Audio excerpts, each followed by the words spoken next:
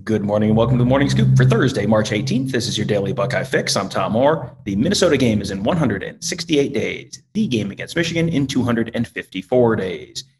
This is a very big week on the Ohio State campus in a couple different places. The start of the NCAA tournament on Friday for the men's basketball team. The women's hockey team is playing in the NCHA Frozen Four. And Friday is also start fall. Nope, not fall. Spring football at Ohio State.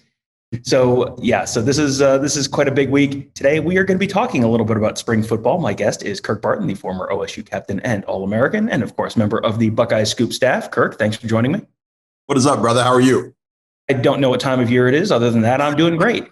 So I want to know about spring football. I feel like every time there's another thing, like at the start of winter workouts, it's like I should have Kirk on and have him kind of let people know what this is actually like for people inside the program. So we're talking spring football today. What was your first spring at Ohio State like? So it was weird because it was 2004 and there were three guys competing for the right tackle job, Tim Schaefer, TJ Downing, and myself. And I had shoulder surgery after the bowl game. Like my shoulder, I had like an AC joint sprain. And I was like, I got to get this fixed because I couldn't lift more than 315 pounds without my shoulder just shooting in pain. So I actually missed the first week of spring ball. I got back for the second week, and then I sprained my ankle really bad, got rolled on. So I didn't do much my first spring, so I lost the right tackle job. Tim Schaefer ended up getting it, and I was disappointed because I felt like I could be the starter. But I just, when you don't play, you can't make the club in the tub, so to speak, which is a great saying. And spring's really important, and age-wise, obviously the young guys got to make a good first impression, but it's really I call it moving day. Like in a golf tournament, they call it moving day. I mean, that's what spring is, man. Because a lot of spots are won in the spring, or at least they're penciled in with a pencil. They're not penciled in ink unless you really kill it. But you want to put your best foot out there. You got to be out there.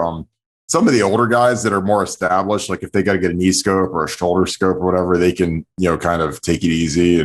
And I think Urban did a great job of holding guys like Joey Bosa out and not getting them beat to crap. But if you're not established, I mean, you better get 8 hours of sleep every night and eat right, man, because it's about to be a grind. Because they got to figure out what guys can do, and that's the biggest thing with spring is you got to figure out what guys can actually play ball in the stadium. And they're not just recruiting highlights and all that. Is there a specific group of players that spring ball is the most important for of anyone on the team? I mean, you've got the true freshmen who are coming in and it's their first impression. Mm-hmm. It's the guys who were freshmen last year, whether they're redshirt freshmen or sophomores now, who, now they've had a full year or more or less a full year in the program, and now they kind of getting their feet under them. Is it the third year guys who are, kind of a make or break spring? Which class of players, which grade worth of players is the spring most important for, or is it just does that just depend on the individual player and where they are in the depth chart? I think, it's really important for skill guys, especially quarterbacks, obviously, because, when there's only one spot at quarterback, we saw what happened with Dwayne Haskins and Joe Burrow, when Joe Burrow, mentally lost the Ohio State gig, he transferred, because with that one-time transfer rule, things are going to be way up in the air. And plus, if you're a skill guy, like a receiver, a running back, you generally are expected to contribute early if you're good, at least on special teams, running down on kickoff, punt, whatever. You don't have a lot of time if you're a skill guy. Now, if you're a lineman, you get a little bit more time. But if by year 3 you're not in the mix to either be the top backup or be a starter, I mean, they're going to start looking elsewhere. They're going to say, hey, maybe this isn't the place for you, gently or maybe not so gently, depending on the player. But that's just big time ball. I mean, you gotta produce. You're not there to just get a free sweatshirt and walk around campus for 5 years and not do anything. And I'm fine with that because I loved.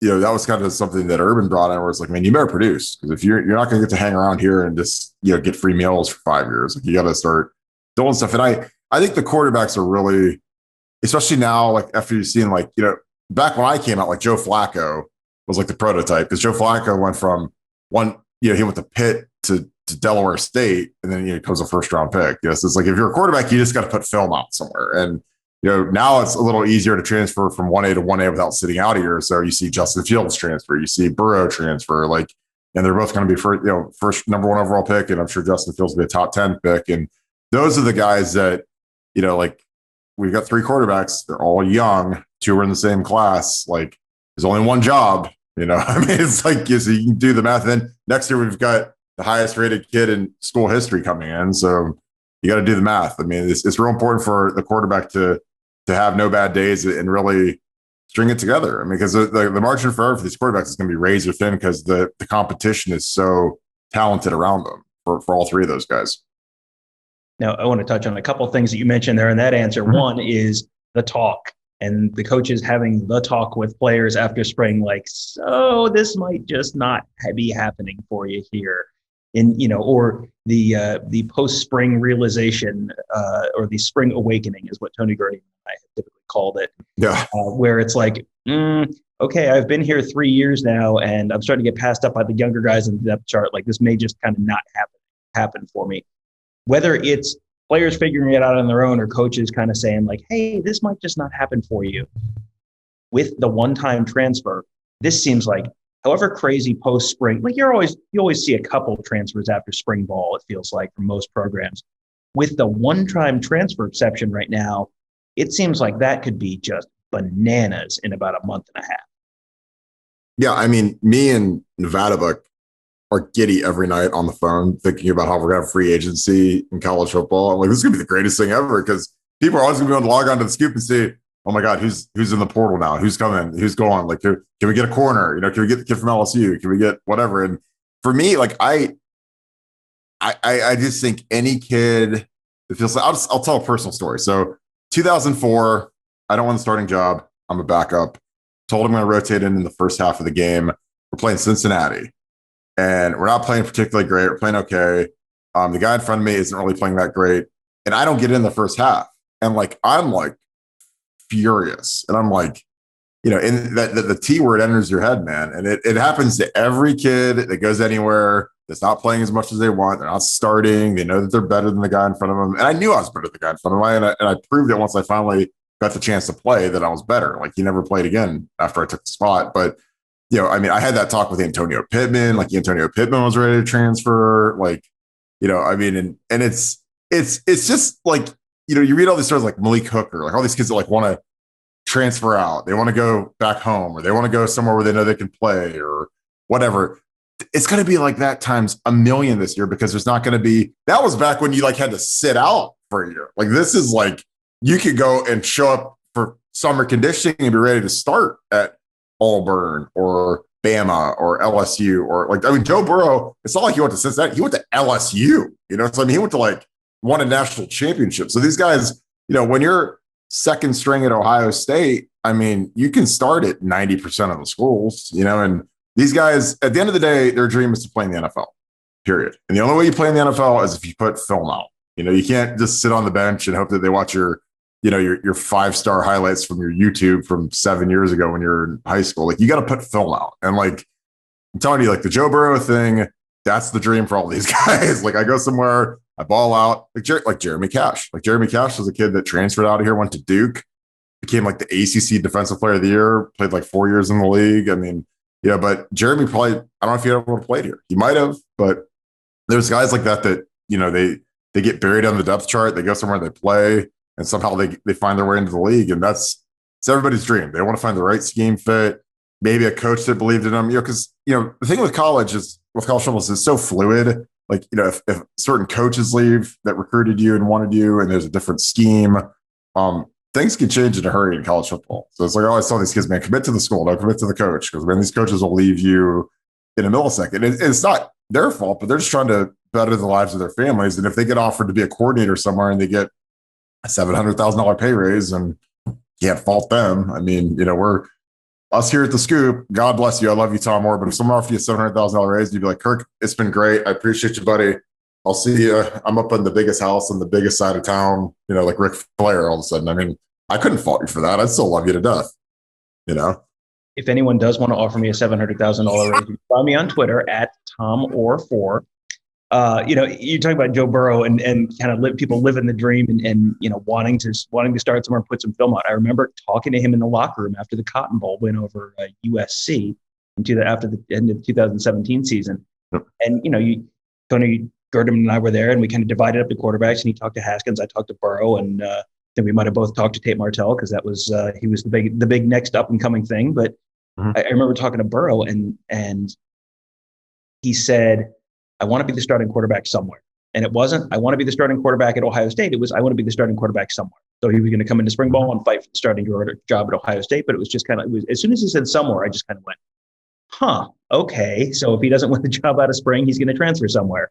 Now, at that particular moment, I did not see future Heisman Trophy winner, number 1 overall draft pick Joe Burrow talking to me. But that was like the one word that I was just kind of like, okay, that's where, and that's probably where a lot of these guys' mindsets are right now. So that's the transfer piece of it.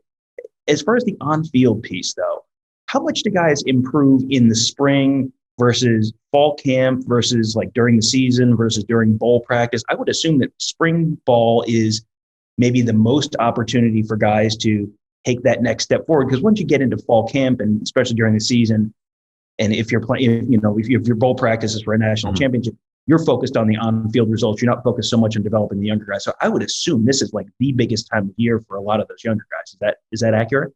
Oh God, yeah. Because when you're the coaching staff in the spring, man, you can put the screws to these guys. Like that's like, you don't have a game on Saturday, so let's make today a game. Let's scrimmage. Let's beat the tar out of these guys. Like you don't have to, in season, like you gotta put it on them a little bit, but you got to also get them to the game on Saturday. Because if you just beat them to death on Tuesday and Wednesday, and a bunch of guys are hurt or they're injured, they can't play on Saturday, then you look like a boob. But if you are in spring, there ain't no game till August. I mean, guys can recover from an ACL, 6-7 months now. So, I mean, there's an injury they can't get back from almost. And, it's physical. And especially when you have a young team, the D line's a little younger, the linebackers are a little longer. Like you got to put it on them. Like you got to do live inside run. You don't have to necessarily tackle to the ground, but you got to do some tackling with these linebackers because they haven't tackled in a college game. I mean, they've played very sparingly. I don't know if they might have a career start, but they don't have many. I mean, I don't think they have any. And, these guys got to get used to getting hit, and our big O lineman coming up and getting on them in inside run. And, you got to put the screws to them. Like I personally hated spring ball. Once I was established, I was like, this sucks. I don't want to do it. Get my shoulder scoped. I'll see you guys in the fall. I mean, it's just like, it's like doing like burnouts or something. It's just not, it's not good for your tire health. And I did not like spring ball. That was like literally a running joke among me and my teammates, and my backup, John Skinner, was like, I hate spring ball so much. So just get ready to take my reps, and I'm going to get my knee scoped, and I'll see you in the fall. And I did that. Like, I mean, I only did one spring. The other 2 I had scopes. So I was just chilling and lifting in the weight room. And, I don't want to say it was like a veteran move, but it kind of was, because like spring ball sucks, man. It's like once you've beaten yourself to death, and like, because when it's in season, I'm not missing anything. I'm getting shot up with all kinds of painkillers and broken foot, shoot it up, like whatever. But if it's spring ball, shoot, I'm getting my body fixed. Like I'm getting everything cleaned up, scoped, knees, shoulders, and it worked out. I mean, I was fine with it. And then, the younger guys get more reps. So that works for me. Yeah. Urban Meyer brought in the concept of the 2000 rep club, where, the guys who've done enough, proven enough, like, okay, we know what you bring to the table. We know, when it's Paris Campbell and Terry McLaurin, like, yeah, okay, we know what Paris Campbell and Terry McLaurin are capable of at wide receiver. Let's see some of the younger guys. That's something that they've brought in, which I'm sure those older guys probably appreciate, and the younger guys probably appreciate too, because it's a chance to play more, get more reps in the spring when, that's a chance to grow a little more than you would otherwise. And when I get a chance to make an endowment and donate money to the university, I'm going to make sure that they name the 2000 Rep Club after me, because I was like the original founder. I just didn't have a cool name. Like Urban's great at marketing. He's like, oh, I'm going to call it the 2000 Rep Club. So I can tell all these guys that are recruits that, hey, if you're really good, you don't really have to do spring ball. I was like the founder of that. I just didn't have a cool name for it, like Urban did. A man before your time, for sure. Seriously. I mean, God. Now, there's the old saying that you can't win the national championship in the spring, but you can lose it. Is that something that you believe from your experience with being both a player and a coach at Ohio State? And if so, why is that something you think is true? I absolutely believe that. And this year will be the biggest example of it of all time because, man, you have got to hang on to some of your depth. And when you're a team like Ohio State and you've got all these great, highly recruited kids and one-time transfer, no questions asked, like out the door, like you got to hang on to your depth, man. I mean, that scares me to death that we lose, because we're thin at linebacker. We're thin at a lot of spots. Like you're only 1 or 2 injuries away from a strength becoming mediocre. And you got to hang on to these guys that are, like our O-line's never been deeper, ever. Like we have the best O-line maybe that we've ever had. We have 2 outstanding tackles. Our Paris Johnson's a superstar. I mean, but you got to keep the guys behind them that played a little, you got to keep DeJuan. You got to keep him. You got to keep Ray. You got to keep, the right tackle. The guys that played last year, they got a taste of playing. And, and Thayer coming back is unbelievable because he was a 4th-year senior. And under normal circumstances, he's in the NFL draft. But with the COVID thing where he can come back for 5th year, I mean, we got him back. But that's a double-edged sword. Like you get an All-American tackle that didn't give up a sack last year, which is unbelievable. But then, DeJuan's thinking he's going to be playing left tackle next year. Then all of a sudden, Thayer's coming back. Like, I mean, I could just imagine being in his shoes because I was in his shoes. Like, if Shane Olivier would have magically came back for a 5th year when I'm thinking I'm going to start as a freshman, I'm like, what? I like, it's just, it's a give and take. Because, I mean, I don't think you can, I think you can lose the championship in the spring because, man, like, these guys are going to want to play and you got to hang on to your depth guys. I mean, that's going to be enormous. And it's not just us though. It's not like we're unique to it. I mean, Bama's going to have to do it. Auburn, Florida, like all of our competition, they've all got these 4- and 5-star guys. They all want to go to the NFL. They all have been told they're going to go to the NFL.